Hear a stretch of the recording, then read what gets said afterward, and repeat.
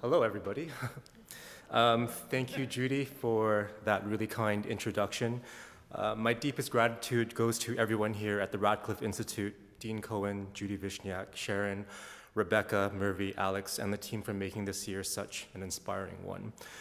Thank you as well to my fellow fellows. As you will hear, my music draws influences from many different fields, and so the ideas and concepts, ways of thinking that many of you shared over the course of this past year will continue to influence my work for many future projects. I'd like to thank the musicians of the HAHB Quartet, Karin, Heloisa, Josh, and Noam, who have traveled from far-off lands to be a part of this concert. Thank you to Alexis, who is running the live sound for this tonight. And finally, thank you to my research assistant, Drew Pendergrass, who was enormous help during this year. This lecture/concert is not only an opportunity to present to you examples of my music, but also to give you insight into how I think about the musical experience and how I approach the act of composing. So I'd like to begin very generally. I believe music may be viewed from a multidimensional perspective, both in its construction and in its conceptualization. So directly, we can define specific musical parameters. We have the frequency domain, which musicians often talk about as being pitch or harmony. Music is a time-based art, so we can think about the rhythm, or we can talk about form. We can also speak of music's architecture, its structure, its space, both its internal space and its actual physical space. We can speak of music's timbre, its sound world, its instrumentation. And music is often considered a type of language, which for a composer might mean how we pattern sounds to create meaning. But what I believe is important to understand is that music is an expression of a culture and it's an expression of a time. So how a composer approaches these sonic dimensions is actually a function of how that composer understands the world from a social, cultural, scientific, political, technological, and religious point of view. So my work as a composer often involves the reflection on my own understanding and experience of the world and the exploration of various concepts that I believe are relevant today. And the craft of composing becomes a kind of conceptual mapping where I aim to understand how this conceptual exploration can be used to inform how I organize and pattern the parameters of frequency, time, architecture, and language. So the first work that you will hear tonight is entitled Pose 3, Integration Ritual. And it's the third in a series of works for solo instrument and electronics entitled Poses. Each work in this series explores music in relationship to an extra musical or a philosophical topic. This particular work explores music in relationship to the concept of fusion. So generally, this is a process of combining two or more distinct entities to form a single entity. And we find this process in many fields. In biology, we can speak of cell fusion. In physics, we can speak of nuclear fusion. In food, we can talk of fusion cuisine. For this piece, I approach fusion as a parameter of sound itself, and it's this term called spectral fusion. And this is a psychoacoustic term which defines the blending of the frequency spectrum of two distinct sound worlds, such that we only hear a single source sound. So in this work, there are two very distinct sounds. We have a live soprano saxophone, and we have electronic sine tones emanating from a single speaker that's placed in the middle of the room. And as the piece progresses, the performer moves through space, becoming closer and closer to the loudspeaker, creating a sonic, physical, and symbolic fusion between the two sound identities. Moreover, the performer moves through the space along the path of the classic Fibonacci spiral, which is why there are certain spaces in your seating there. But this is more than just a shape for me. There are 9 points in the work where the performer pauses or stops, holding a specific pitch. And the durations of these pauses are derived from the proportions found in the golden ratio, meaning that the saxophonist holds a specific pitch at temporal durations that are in golden ratio proportions to the entire duration of the work and subsections of the work. Furthermore, the performer walks a specific number of steps between each holding point, which are determined according to the numbers of the Fibonacci series, 34, 21, 13, 8, etc. So why would I do this? I'm interested in a kind of scientific mysticism where the rational exploration of an idea may coincide with an intuitive understanding and expression.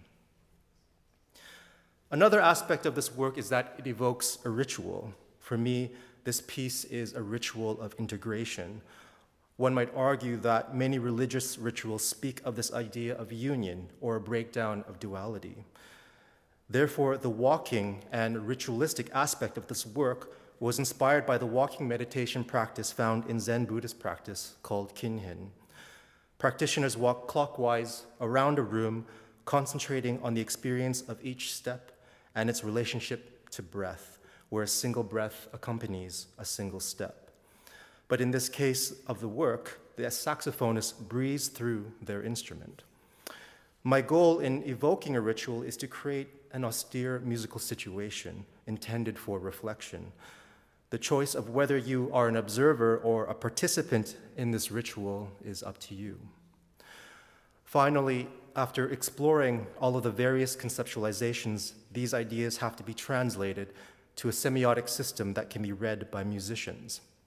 As such, much of my time is spent notating, providing a symbolic realization of these various conceptual mappings. So I'd now like to invite Joshua Hyde and Drew Pendergrass to perform this work. And please make sure your bags are near your feet so that he doesn't trip on your bags as he's walking through the space. Thank you.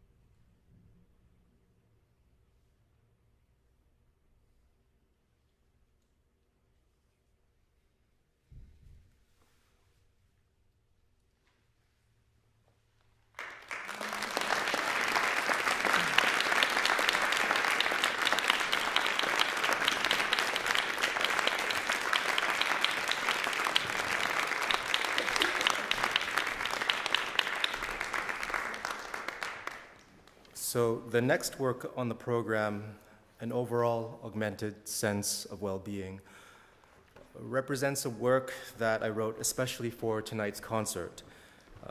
It was in a German language class in 2013 while living in Dresden, Germany, that the idea for this piece came about. In this class, the topic of German musical culture came up, and of course we started talking about Schumann, Brahms, Chopin, Mozart. But I had a classmate who came from Tibet and remarked that he didn't listen to any music, and in fact had not heard of Mozart or Beethoven, names which I thought in my myopic worldview everyone knew. So immediately I asked if he really did not listen to anything. And his response was that he did listen to some sounds and forms of chanting. And I said to him, well, this is music. And he responded by saying, no, this is not music. This is medicine. These are tools that I use to enhance my mind. So this experience engendered within me broader questions about music and its role in society. More specifically, I really began to question the line between, on the one hand, music that may be considered an aesthetic object, appreciated for its confrontation of beauty, or even its entertainment value, and on the other hand, sound that may be considered a tool, or even a kind of sonic medicine for one's overall health. I'm not claiming that the music that you are about to hear will heal you in any way. I think that people listen to and compose music for a wide variety of reasons. But I am suggesting that the attitude that music is just an aesthetic experience should be examined. There is evidence that music has physiological and psychological effects on the human experience. I believe music is important for augmenting our overall sense of well-being. As Judy mentioned, as a researcher, my work involves the exploration of the intersections between music perception and music composition. I'm interested in the manner in which sound is perceived by the human mind and how this affects the compositional practice. Specifically, my work deals with what's known as timbre perception. So many of you might be asking, what do I mean by timbre? Timbre is actually really hard to define. We often define timbre according to instrumentation. We hear a violin, a guitar, or a piano, each having its own distinct sound identity. But timbre can also be talked about objectively or scientifically, relating to its fast Fourier transform spectrum and overtone series. When trying to describe timbre, we actually often use what's known as cross-domain language, meaning that much of our discussions about sound comes about through vocabulary from other disciplines. We often say that sounds are dull or sharp, colorful or colorless, smooth or piercing, and these are adjectives that come from visual and tactile perceptions. The perception of timbre is intrinsically linked to source identification. When you hear sounds in the environment, we automatically link it to a label. We hear the labels of violin, car, bird, person. But a key concept for today and in my music is that using various electronic tools, which is what I'll be doing up here, we can begin to separate the qualities of a sound from the identity of the label of the sound itself. In a sense, we can begin to divorce sound from its source identity.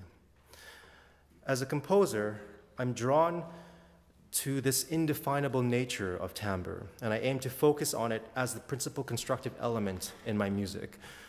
Much of the music we listen to focuses on organizations of pitch, rhythm, harmony, and melody as principal constructive dimensions.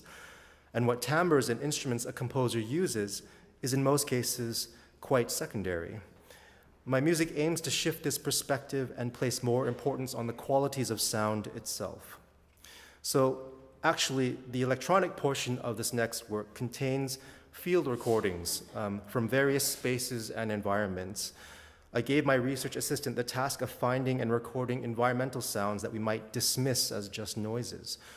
For example, you will hear recordings of the downstairs radiator in Byerley Hall here at Radcliffe Institute, the inside of a freezer, the exhaust fan behind a dumpster, outside of Peabody Museum at night, the sound of a laundromat, Annenberg Dining Hall during the day and night, and the dorm rooms in Weld. But again, it's less important what the identities or labels of what these spaces are, but more about the qualities of the sounds themselves. and how I make them seem musical. I'm not making the claim that every sound is music, but rather what we define as being musical largely depends on contextual relationships a composer sets up. Furthermore, a large part of this work is the electronic processing of the instrumental ensemble. So here I capture the sound of the ensemble in real time and alter their sound through various sound processing algorithms. My goal in doing this is to the ensemble and to the environmental sounds is that I'm interested in bending the identity of the familiar sounds we hear, such that identity becomes a fluid discourse between the recognizable and the unrecognizable. Finally, in order to shift the listening perspective towards timbre, I have reduced the presence of melody, harmony, and rhythm in the work. So there's actually no melody in the traditional sense. There's only a single harmony for the entire 30-minute duration of the work. There is, of course, rhythm, but it is very, very slow and drawn out. So this leaves music that, well, to put it bluntly, nothing happens. What's important to understand is that I'm not trying to tell a story or present any sort of narrative in this music, but rather to place you inside the sounds themselves, providing a situation of listening, creating an inner space in which you, as the listener, begin to listen to your own listening. I'd like to invite the HAHB Quartet to come and play this with me now.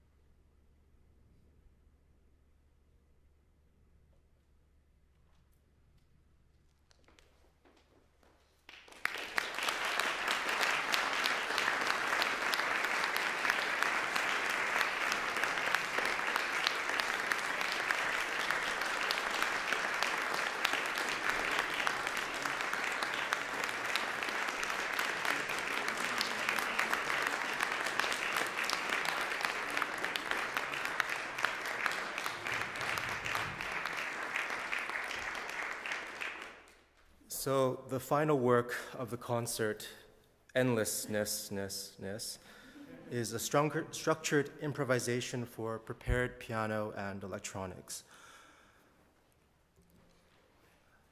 I believe that all art is, in some sense, an exploration of identity. And admittedly, much of my time here at Radcliffe has been spent navigating my own relationship to the Western European classical musical tradition. Various personal experiences as a North American-born Asian have caused me to question this relationship between one's visible ethnic background, their cultural background, and the notion of musical tradition. Difficulties in developing one's own sonic identity when facing the perceptions of one's own ethnic visibility in relationship to cultural authenticity forced me to question my own relationship to the institutions of the Western European classical tradition, like the symphony orchestra, or formations like the string quartet, and instruments, especially the piano. But there is a delicate balance between being critical and being creative. The classical tradition is the one that I've been trained in. But there was a brief stint in my path in the late 1990s where I abandoned this classical world and entered the rave scene. From about the age of 18 to 22, I worked mainly in after-hours nightclubs and performed warehouse raves as a DJ of acid techno. So a large part of my explorations this year have been about reconciling these two traditions or genres that are a large part of my biography. So here we have the romantic image of the composer-pianist, and I believe that this is Beethoven. But on contrast, we have the image of DJ culture. Each of these traditions has their own set of rules and customs that necessitate their musical experience. I've been wasting a lot of time on this following website, everynoiseatonce.com, created by engineer Glenn MacDonald. This is an algorithmically generated scatterplot of the musical genre space based on data for 1,525 genres in Spotify. What is interesting is how this genre space is organized in terms of its descriptive axes. In general, down is considered more organic, up is more mechanical and electric, left is denser and more atmospheric, right is spikier and bouncier. And if we look for classical piano, we find it here at the bottom. And if we look for acid techno, we find it here. So literally, I'm trying to bridge these two genre labels that, according to this representation, are on opposite ends of a spectrum. And it is in this space that I believe that I find my own personal sonic identity. And I should be clear, however, that this is not necessarily music that I intend for you to dance to and listen to in underground nightclubs or warehouses. But neither is it ernst music or serious music. It's not chamber music heard in salons and pristine concert halls. Its space is somewhere in between. Speaking about the piano itself as an object of study, my goal was to tease out sound worlds contained within this historical musical instrument and manipulate them electronically using techniques and tools that a DJ would normally use. Every sound you will hear in this next piece comes from the piano itself. But I also distort the natural acoustic pristine beauty of the piano through what's known as preparing it, which means that I place various external objects inside the piano to alter the sound. I put magnets, pieces of felt, and silly putty, for example. As well, I play the piano with various tools, such as a hammer, a rubber hammer, a rubber ball, a nail file, and a personal vibrator. Finally, it's been fun saying that a bunch of times. Finally, this is a structured improvisation, which means that I have a set catalog of material that I will be working with, but how I build and sculpt the work happens in the moment.